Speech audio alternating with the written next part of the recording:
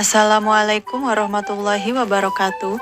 Perkenalkan, nama saya Silvia Septiani, mahasiswa dari STKIP Muhammadiyah Bogor dengan program studi Administrasi Pendidikan semester 4 kelas B. Adapun tujuan pembuatan video ini adalah untuk memenuhi tugas mata kuliah Manajemen Sumber Daya Manusia dengan dosen pengampu Ibu Resya Paharunisa MPD. Adapun materi yang akan dibahas adalah rancangan organisasi dan analisis pekerjaan.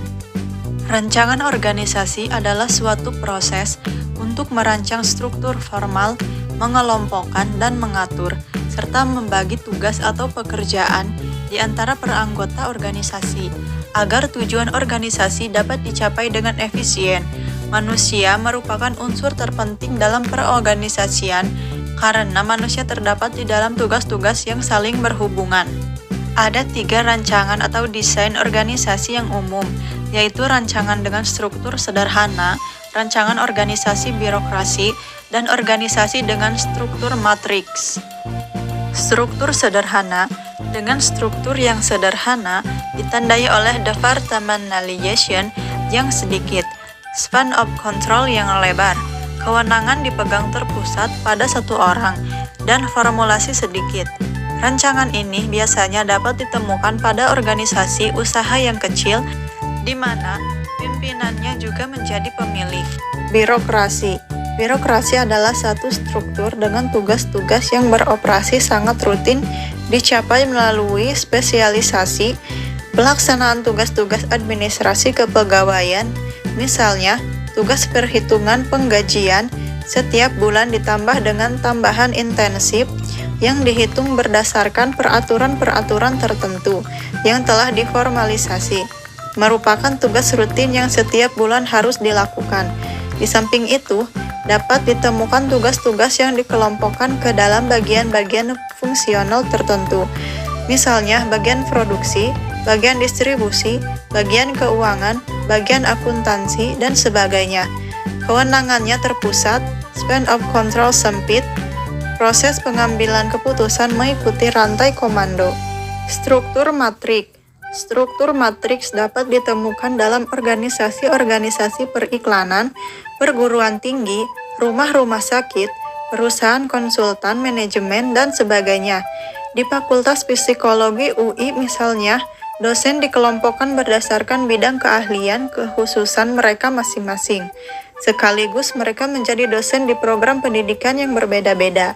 Analisis pekerjaan. Analisis pekerjaan adalah salah satu ilmu yang termasuk ke dalam lingkungan manajemen sumber daya manusia. Analisis pekerjaan sendiri berfokus pada pengumpulan segala informasi tentang jenis pekerjaan yang dibutuhkan perusahaan untuk mencapai tujuannya.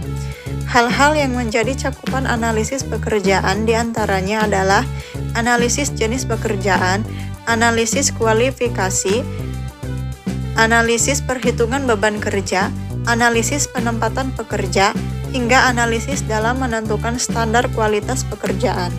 Manfaat analisis pekerjaan. Analisis pekerjaan tentu memiliki segudang manfaat. Salah satu kegunaan dari analisis pekerjaan adalah membentuk sumber daya manusia yang handal dan kompeten dalam menghadapi perkembangan teknologi yang semakin canggih seiring berjalannya waktu. Analisis pekerjaan juga berguna sebagai fondasi dalam menentukan struktur gaji yang wajar sesuai dengan beban kerja, posisi, serta kualitas kinerja yang dikontribusikan karyawan kepada perusahaan. Jenis analisis pekerjaan. 1. Model konvensional.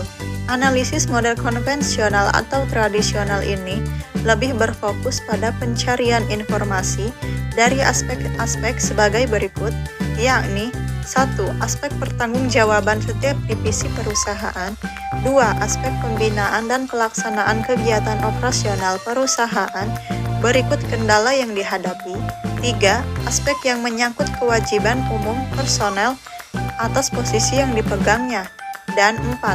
Aspek kualifikasi minimum yang diterima sebagai kualifikasi. Modern. Berbeda dengan model konvensional, analisis model modern tidak berfokus pada perencanaan berorientasi anggaran, tetapi lebih berorientasi pada hasil.